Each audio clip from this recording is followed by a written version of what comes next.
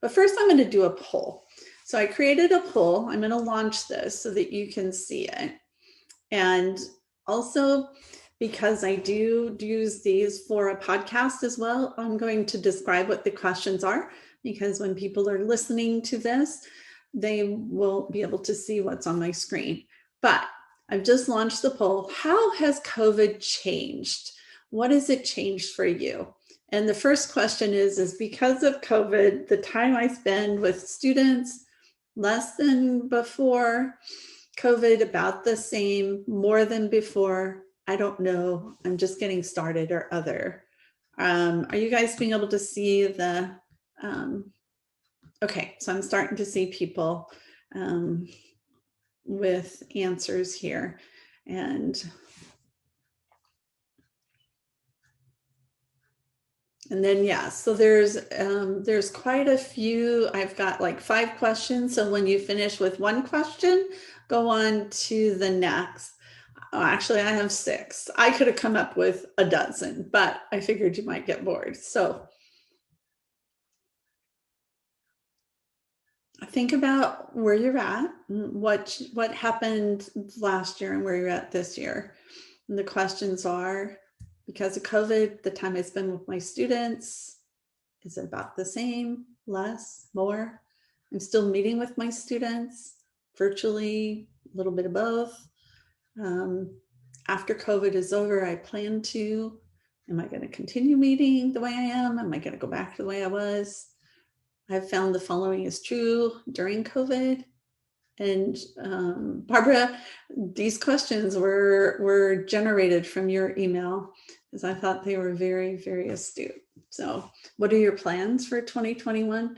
And then having this feedback helps all of us to see, well, maybe I'm not alone. Maybe I'm not the only one that's struggling. Maybe I'm not the only one wondering how this is going to work and how am I going to be moving forward. I had a conversation this morning with a consultant, and she was hoping to have 2 students, and she had way more. So, you know, that's a good problem to have. And some of us are wanting more, and we don't have as many. So these are all very good questions. So, okay. So if you've clicked on them, they should be, I'm seeing the answers come up, and I'll end the poll here in just, let's give you guys a little bit more time. I'm seeing answers on number 6. So I've got 81% of you have voted, and we have 70 people on our call so far. And if you have questions or thoughts, this is a good time to also put those in the chat, or use the question and answer section as well. So that way we'll be able to have that, include those in on the discussion. All right, so I'm seeing more. I've got 59 of 70 have voted. And if you're on the phone, you might not be able to vote, so I understand that. So I'm going to give you just a few more seconds, and then I'm going to go close the poll.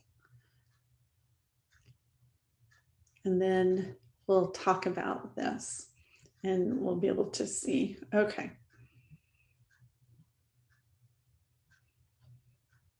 All right. Make your final selection. And let's go ahead. I'm going to end the poll.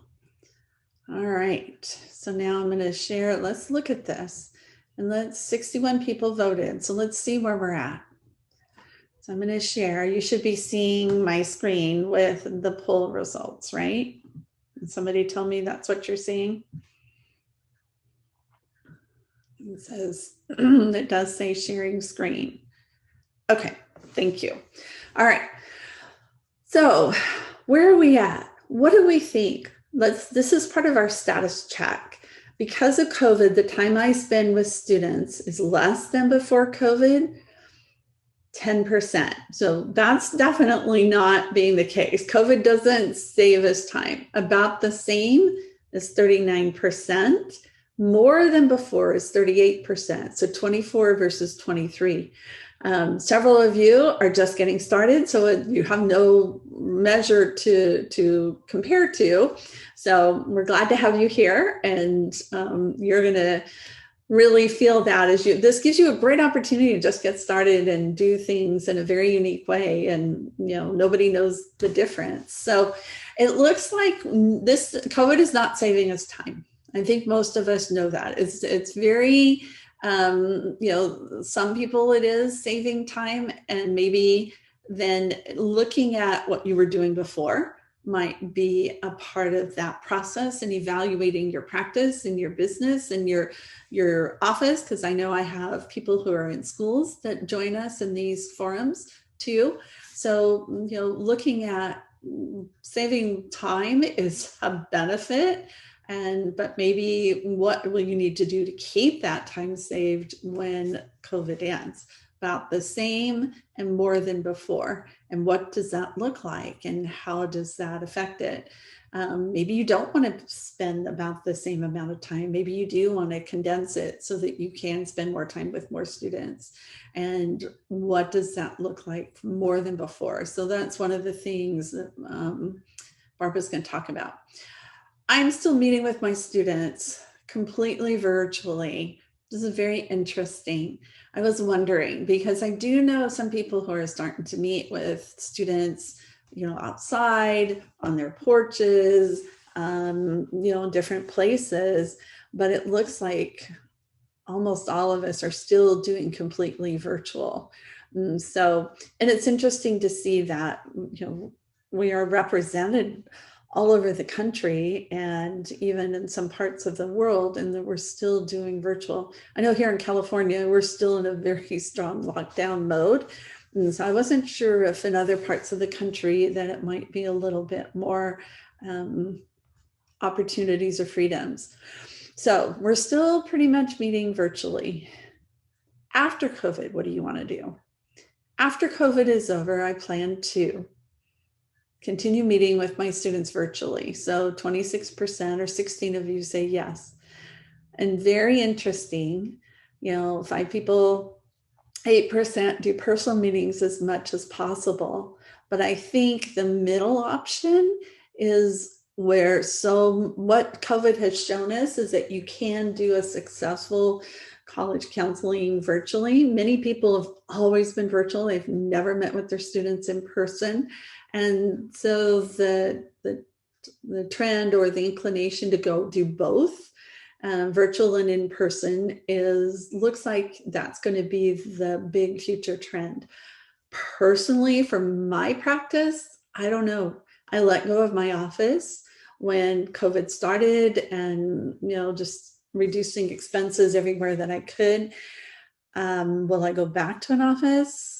I don't know. I have found that doing the workshops is not nearly as effective virtually as the one-on-one sessions. And that is, so it's hard to know. Sometimes you just may not know yet. Somebody else says, I'm not decided. I see Missy's, I do a lot of paper, pencil things in my meetings. It's much more challenging to do it on virtual. And workshops have been less effective on Zoom. Yeah, I can understand that. I have found the following, question number 4. I have found the following is true. Despite COVID, when working with my student takes more time than before, about the same time or less time. So this is similar to the first question in just terms of, general and practice, but individual working with students. It looks like, it's either taking about the same or more time. A few of us have been able to do it with less time, and we all want to know your secret, because taking less time is one of the things that we want to do. So it goes hand in hand with just overall in our practice and just working with students. During COVID, I found my students' parents need more of my help. And this is something Barbara had said, about the same amount of help or less help. So nobody's coming up to us and saying, oh, I don't need your help for much. And I know I'm hearing from juniors right now, they're spooked by what they've seen the seniors do, and they're realizing they are going to need more help because they're not going to be able to get as much help as they would normally get. It's just very challenging with everything being online and school online. So during COVID, finding for parents, found my students' parents need either more of our help, 54%, or about the same. So that's over, 80% in that area. And then the final question is, what are your plans for 2021? I plan to take more clients. A third of us say more, about the same number of clients. That's 36%, slightly fewer, 8%, significantly fewer. One person said that, and I'll take all the clients I can get. And that is oftentimes, if you're building or growing, those are, that's what your goal is for the next year. And then of course, I don't know, I'm just getting started. So this creates a lot of discussion in terms of where we're at, what has COVID done, and how has that impacted us. So I'm going to stop sharing, and Barbara, I'm going to bring you on if that is okay. Let me see if I can let you talk. And if you have a camera, that would be, there you are. Okay, and I'm going to move you into a panelist. So I'm going to get rid of this. All right. So Barb, are you there? I'm here. Can you hear me? I can. So you sent a really great email and you talked about the workload. And so let's share with me a little bit about what your thoughts are and what you're going to be working on. Okay, so two things really spurred this thought process. One was the Judy Rabinovitz big changes. I don't know if you call it a webinar, but wow, she has like risen up in YouTube to one of the top videos now, because that is such an informative webinar. But she talked a lot about very specific changes, the colleges that aren't keeping true to the NACAC pledge to be test optional, and these new criteria that colleges are using because they have so many students to choose from now. And so I started thinking about how to keep up with all these details. And we had a conference call among about 8 of our Southern California counselors, and we started talking about the little nuggets that we find here and there and how much time it takes to go discover all these important facts that will help our clients. So I started thinking about how much time I'm spending, and I think it's about 6 hours more than pre-COVID to keep up with all these changes. And also, Angel Perez has been talking about there aren't enough counselors and there's more people that are going to need help. So I started thinking about, how am I going to manage my workload? I want to get all this information. I want to connect with the counselors. I want to help more students. So one of the solutions that we came up with is to create kind of a shared database where when we find these little nuggets, we can post them. When we find a great webinar, we can post it. And that's already been helpful. The second area that I find my time going out is clients want help with new interesting things, like maybe they want to, they're failing a class and they want to know what the other options are. That comes up more often. Referring a therapist for someone who's struggling, that comes up more often. So I'm doing things that I didn't necessarily do before. At the same time, my clients are overloaded because they're self-teaching AP classes. The parents are trying to help. The parents are trying to work from home. So they're trying to push more work onto, I feel, counselors and tutors and other people, because they're trying to manage their workload. So clients want more help. And I bet for the first time, I actually had a potential client tell me that they want me to do all the work with their student. They don't want any interaction. And that was new for me because I have a methodology where I need parents and students to be involved. I want them to be involved. I want them to do some of the research. So, I don't know what the solution is to that other than I talk to them more when I'm interviewing them initially to find out what their expectations are, what their situation is, and make sure I can meet. And then, again, I'm anticipating a very busy counseling year. I'm seeing students who want to apply because it's test optional, and I'm seeing more students at this time of year than I normally have. I mean, I think I'm on track to have more than 40 students. So that's what caused me to step back and say, okay, how can I get organized? What solutions can I come up with to manage my workload? And I asked Cyndy, can we talk about this? Because I want to know what other people have come up with. Well, and that's a really good question. Do you have a camera, Barbara? Because people are saying they can't see you, and I can't find a button that I'm not. There it is. Okay. Because I was looking, there's usually a button that says,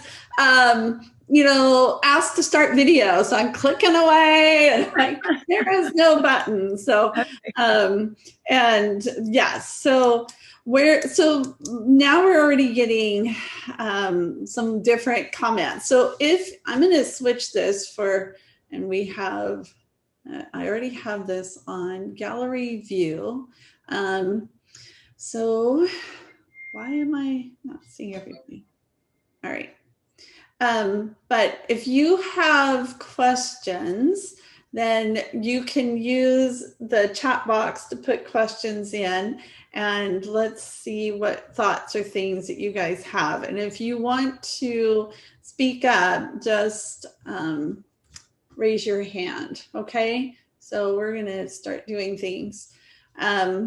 But did you find the poll? So I generated the poll based on your email. So what did you feel like from the poll? Well, I love that. I was surprised that people are anticipating way more students. At the same time, if we're taking more time to handhold and to help our clients through this, I'm actually thinking about taking fewer clients so that I can give more time to each family. And then how are you going to are you going to charge more for that, or how are you going to use that? So I'm hourly, and this is probably a big difference. My goal is to help more students, and the way I do that is I have a methodology where they do the Holland survey, and then we have a discussion, and then I assign homework. So I'm not doing all the research. I'm not doing, any hand-holding really at this point, because I want to help more students, and I can do that because I'm hourly and I can take on more clients. That's why I have such a big workload. But I do depend on families to do a lot of the work. And what I'm finding is they're not able to. They're so overwhelmed themselves. So for the first time, they're asking me for packages, which I really have never offered. I'm having to refer more clients to, what I call package price consultants, because that's what they need. Okay. Yeah. And you'd mentioned that you were setting up more referrals and that, and having that as an opportunity, and knowing what you're comfortable with or how your process and your practice is set up, and being able to then refer other people. It's like, well, you don't fit in my practice, what my vision or my process is, but here, look at some other people. All right. So people are asking about the webinar. So talk about I saw a fleeting mention that Judy was doing this. She's the perfect person to do that. So talk about that. Tell us a little bit detail. And one of you on this is going to be able to Google it up and find the link, I am sure. So talk about Judy's, do you know who she is? Do you know much about Judy? So Judy is kind of a star IECA in Florida, to the point where she's really connected to a lot of colleges. And She does a lot of content marketing. Mhm. So her webinars are packed with information. And what she talked about was only a third of the colleges signed the NACAC test optional pledge, but most of the colleges did not adhere to it. So big names like Georgetown and Duke and Tufts, they ignored it and ended up admitting more students with test scores, number one. And also the majority of scholarship money went to people who submitted test scores. Mm. So, you know, we kind of need that information, and it's coming out school by school. Also, Judy talked about the upgraded criteria. So, you know, when you have an explosion in applications, like NYU had 100,000 applications, right? You have to have a way to pick those students. And so they upgraded the criteria. And that means they want breadth across the curriculum, increased rigor. So it doesn't matter if you're an English major, they still want to see that you pushed yourself and took physics. And they are also looking at, you know, the top 4.5% of each school to get the GPA in context. When there's an absence of test scores, they have to have another way to say, okay, is the student prepared? Where do they stand in comparison to their class? So there's more of that GPA in context review going on. And they're looking at extracurriculars differently. Instead of having 5 or 6, you know, reporting on 2 that really are meaningful, especially towards your major. She talked a lot about the resume and how the resume is now such an important tool, and infographic resumes. A few people said in the question and answer, well, gee, isn't that like, you know, privilege in class if you can hire someone to do a fancy resume? But seriously, a lot of these students are able to get in without test scores because they're willing to be full pay. So you're not hiding anything. You might as well market yourself if you're able to position yourself that way. And so that's going on. And so that tells me I need to look a little more into the resumes, and I'm going to probably get somebody who does just resumes. So these changes cause changes in our business, and that means we have to take time to implement them and to figure out how we can efficiently make these things work and help our clients. Right. So I think the biggest thing for me is my small group is rallying. I have 5 or 6 counselors that I just trust 100%, and they have specialties, engineering, nursing. So they're out getting the latest webinar, the latest information for their schools that they primarily recommend, and then they share it, which makes all of us more efficient. Did I just rattle on there? Sorry. No, you did just fine. I'm trying to get, people are wanting the link, and somehow it's just not, there we go. So people found it. So it's Judy Rabinovitz, and Judy she has score at the top. She is a test prep expert. She has the score at the top are actually, a school basically that she has in Florida, and she is an expert in this area, very well respected. She's very, you know, as you said, very connected with the colleges, and so it's very interesting to learn that, yeah, what the colleges say they're going to do and what they do. And that's why looking at data is such an important thing, you know, and how does it affect, you know, what you do and the students that you work with and the families. And especially this year, you know, I ended up with a call from the LA Times, and what they were asking about the increase in the number of applications and what caused that here in California and across the country. As you said, you know, many colleges saw 100% increase in their number of applications. And so her question to me was, do you think that not having standardized tests contributed to that? 100%. I had so many students who then, oh, I don't have to take a test. Oh, I'm going to add Georgetown, University of North Carolina, UT Austin, Georgia, all these schools to their list. And I had students who ended up with like 28 schools on their list. And I kept telling them, well, this isn't realistic. You really should go through. Oh no, but I'm just going to do one more. You do realize that this is applications you have to do. Oh yeah, I can do that. And one of my students did 28 schools. He's probably going to get 20 rejections. I don't know, but we'll see. We're still working on that part, but it really did have an impact. And everybody's asking, well, if the test scores aren't going to be considered, then what is? And as you said, the resumes, the activities, what's holistic and what truly isn't. So it really does. So this document that you now tell people where you're at, Barb. Where you're in Northern California. Tell us a little bit more about the region you're in, the students you serve. Well, actually, I'm a Southern California counselor for 12 years. And because of COVID, we get to move around, and I have this cute little place up near Yosemite. So here I am in my cabin.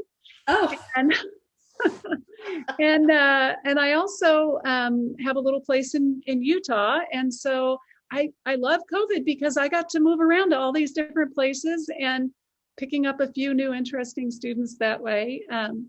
But my passion is really for helping the middle income and the lower income families. And that's one of the reasons I do the hourly counseling, because I can give them more if they're willing to do some of the work. And so that's kind of my niche, but also I love working with the trends and the strategy that's going on in our business. The IECA retreat, that kind of thing is just my bailiwick. So when this kind of stuff happens, I get all excited.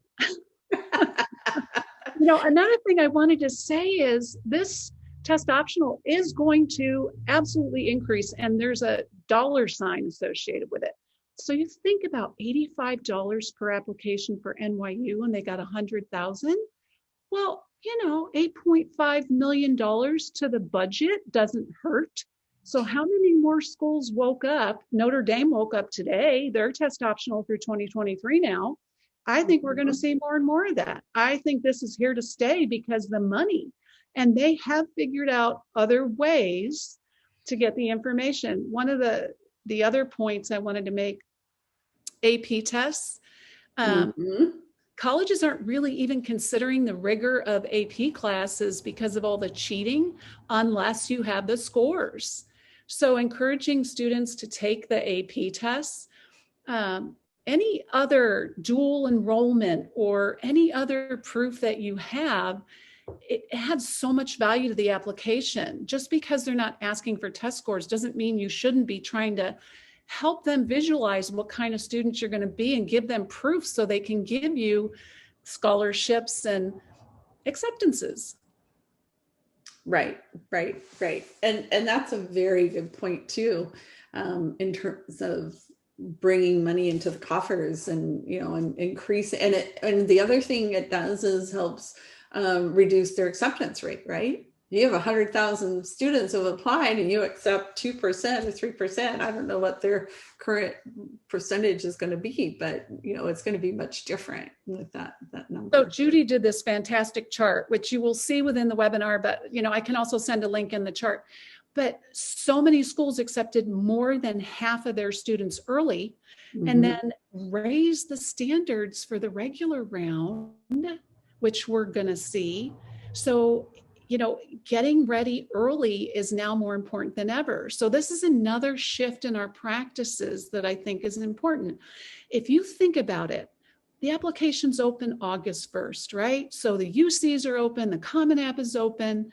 If you have your essays done in July and you're ready to apply in August, and you can send most of the applications. I realize you can't send the UCs till later, but you can have them done. that's going to give you more time to do scholarships and other things. And then you're going to get accepted early. You'll be able to go visit. So I think the whole cycle is kind of shifting a little earlier too, because of what we're seeing with the increase in applications. Well, and we've seen that shift moving, over the last few years. But the thing that concerns me as a counselor and, is the whole ED aspect of it, because it's not just EA. I mean, the emphasis is on the ED and accepting a majority of the class ED. And, colleges are businesses. They want to serve students, and they can only do that if they're still in business. So there's the monetary reason for that, which is very understandable. But if you're low income or middle income students need to have a variety of offers so that they can see which is going to be most affordable for them, you're cutting that choice out when you're being have to go at an ED, and especially now the students can't even go visit colleges, and even this year, I mean, I have students who are looking at, well, maybe I'm going to go visit schools in Tennessee or other places. Like, I don't even know if they're taking students doing tours and things like that. So yeah, the trend is definitely going early, but it's more ED, not EA. And so how does that impact our low income and middle income families? So yeah, early action definitely is preferred, but even when you try to get them to get ready early, it doesn't always happen, right? Mm-hmm. So I saw this question come up about using a bunch of similar resumes, resumes that look very similar. So this is another thing that you'll find on Judy's webinar. She did such a great job of talking about the juxtaposition of two different interests in order to help your students stand out in the resume and in the application. So if they're a music student and they're a science student, that's always a great combination, but lots of other interesting combinations too. And very unique things that students have had to come up with during COVID, trying to highlight just a few of those. It doesn't look good to have 8 or 10, but if you can create a resume that shows depth, and it really is the depth that they're looking for now, and sticking with things, perseverance, all the character attributes. Oh, and I wanted to mention, it's not just the resume, the recommendations have changed too. So added recommendations, and they still do prefer junior year teachers. They want to know that you made yourself visible in the virtual world. It is possible, your peers have done it. So choosing a sophomore year teacher, yes, of course they'll look at that, but it's still not as good as if you were able to persevere and make yourself known. You can add another recommendation from someone who maybe you had a tutor or another person who was aware of your academic perseverance that can write a recommendation. So added recommendations, but also the counselor recommendation now is becoming more important. Again, making yourself known to your high school counselor and using that 7. They use a Likert scale in the Common App for the counselor to recommend. There's 7 choices. And some students are going so far as to meet with their counselor and say, am I going to get the top recommendation? It's going to make a difference. I'm competing with all the top students at this school to try to get into my favorite Ivy, whatever. Can I count on you for giving me a 2 or a 3? And that's new, right? I don't remember this happening. Do you? No, no, I've not had students get down to that particular detail with their counselors. And it's going to be difficult because of COVID, because they aren't interacting with their counselors, and a lot of times the only way they can interact is send emails, and if the counselors are busy or doing other things, they may not hear from them. Right now, students are picking their classes for next year. What is that going to look like? And, and how is that going to work? So, but yeah, the teacher recommendations and the counselor recommendations, and our college is going to add more because of the change of the COVID. I don't know. It depends. We'll have to see. So, so you're talking about the test optional. I just started keeping a list and just checked it this morning. Right now that I know of, all the Ivy League except for Yale have said they're going to extend test optional for next year. So if anybody has heard from Yale and knows that, I checked their website and it still only says 2021, but sometimes they'll put notices out to alumni or, to their other newsletter before it goes public. So, but every other one of the Ivy Leagues have said they were going to go test optional. And I have a link. Let me share I'm going to share a PowerPoint here.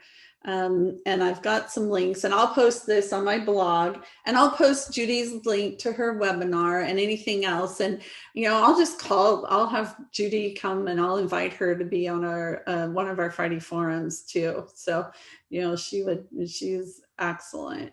But let me see if we can do this. And the only problem with this is then I can't see any of you and I can't see my screen. So let me do it this way.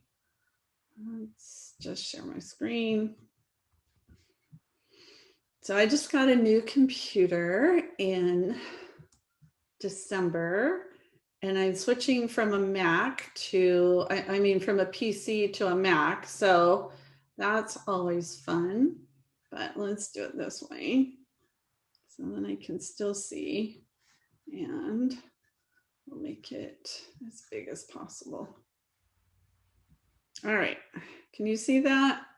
Yes. Okay, all right, so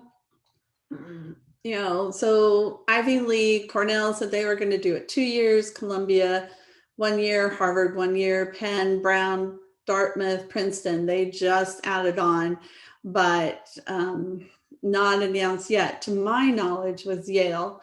But two sources that I use to keep track of this, besides Fair Test, and we had Bob Schaefer talk about that in December. So if you weren't able to join us for the December call, watch that. That's on my blog as well. So it was very interesting to talk to him and, hear his perspective. But I think it would be good to have Judy's. I have invited a test prep person to come and talk to us about the SAT subjects being dropped, the essays, all those changes that are going to happen. But the ones that I use, and I'm sure there are many others, and if you have sources that you use, go ahead and put them in the chat. But Apple Ruth, they have a blog and they keep track, and it keeps getting updated, and Compass Prep, they both have a blog too. And I'm sure Judy, for her company, they probably have a list where they keep track of where, the test optional and the different policies.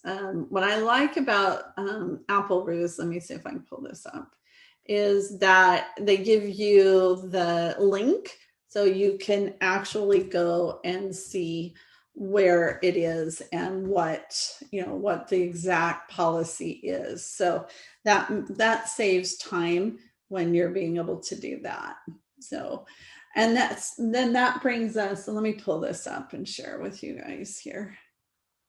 All right, let's see if we can do this. All right, so you're seeing Apple Ruth right now, right? And so the links are in there, and you can see this was just updated today. And this is where it has the links to the websites and all. So that's helpful. And then Compass, what I liked about Compass is that you can do a search.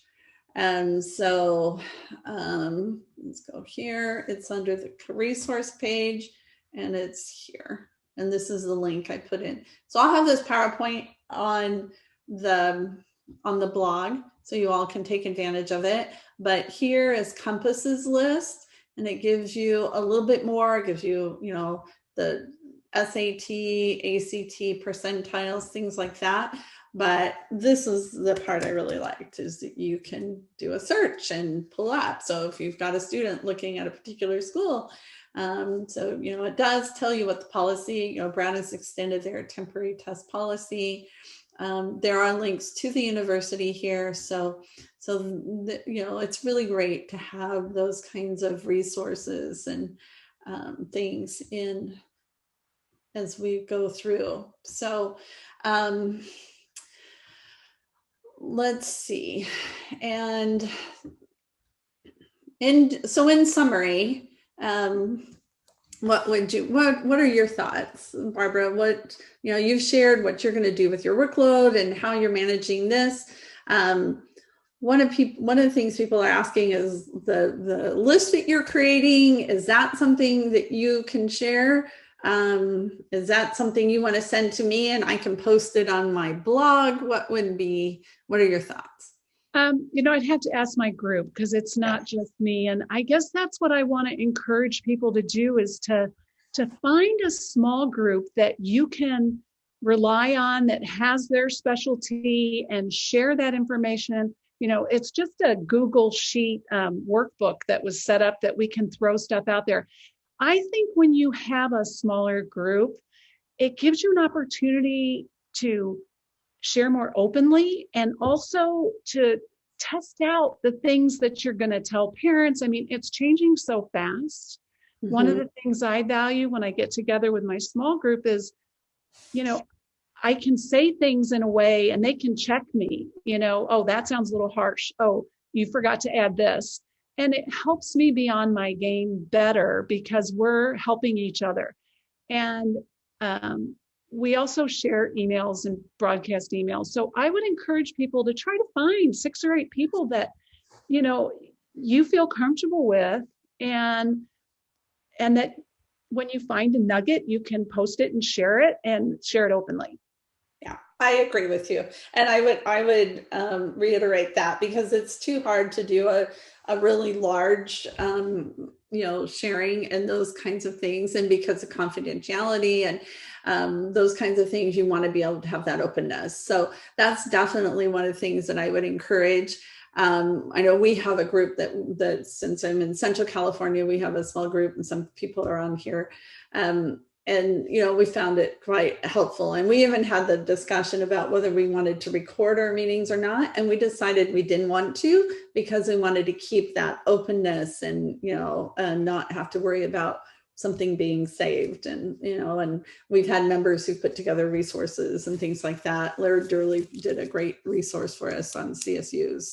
So in your region, in your areas, but that does open the conversation for me to bring up the next point that I want to bring up before we close for today, is that I am going to start doing coaching groups again. So I have some people who are in my coaching groups that are on the call today. I noticed Jessica, and thank you for being here. But I am, let me, again, I have on my website. You can go to my website, and there's information on my website.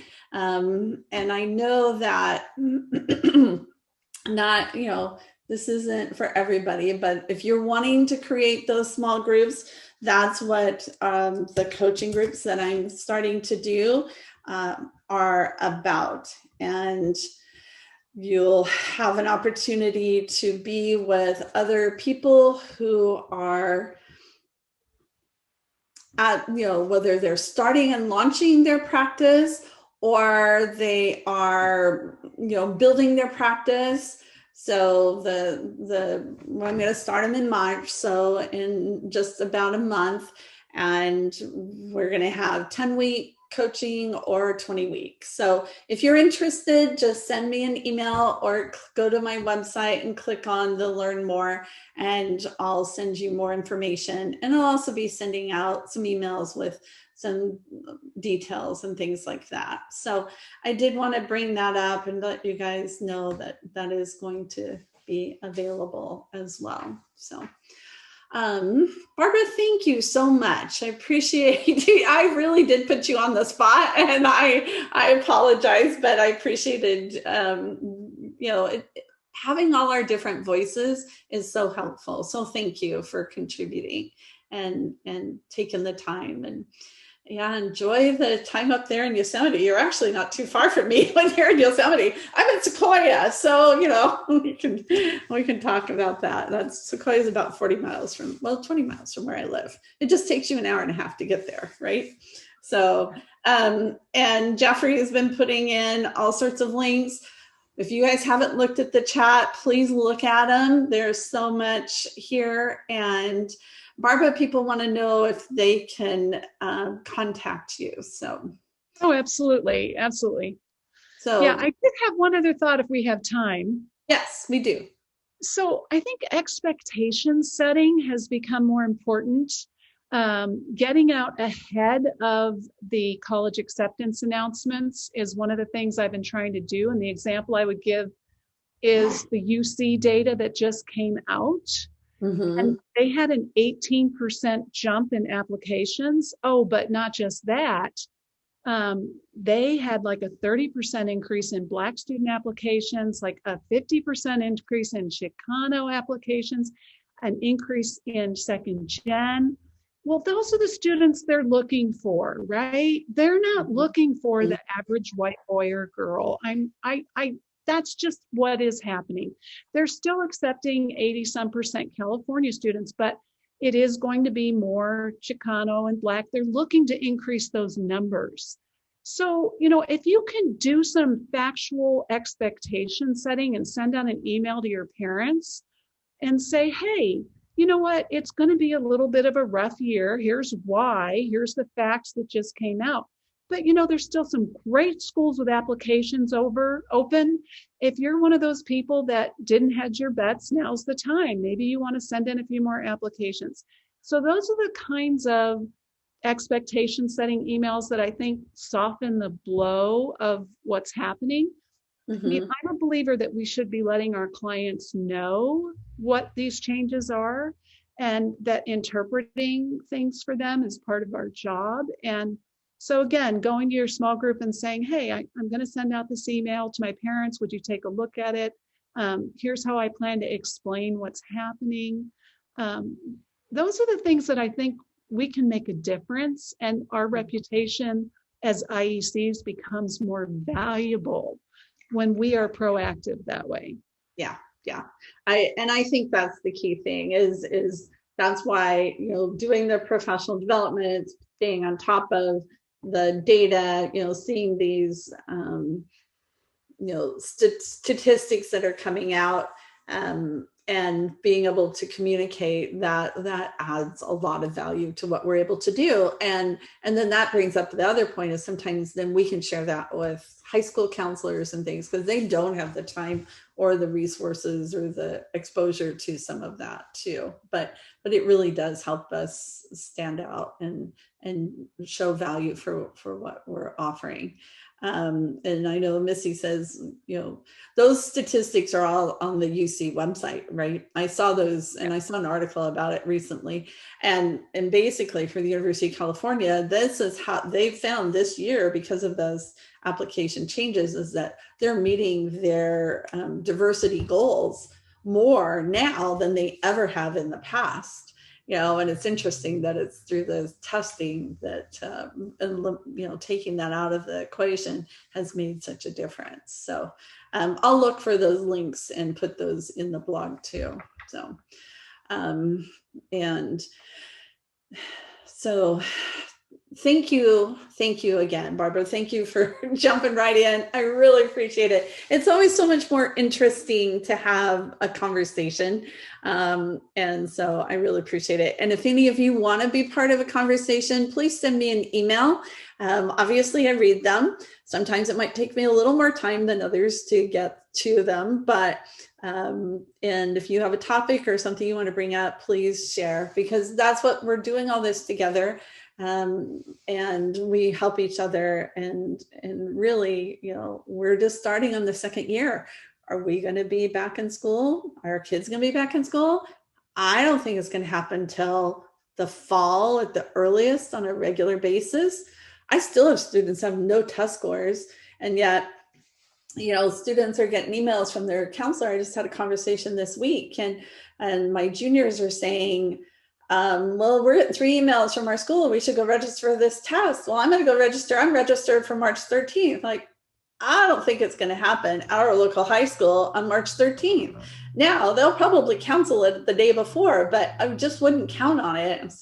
So, what is it going to look like? None of us know. None of us have that crystal ball. So, we're going into the second year, and let's take these lessons and learn and grow and, and adjust. And I think you'll be stronger, and our whole profession will be stronger too. So, I see Jiggy's on here too.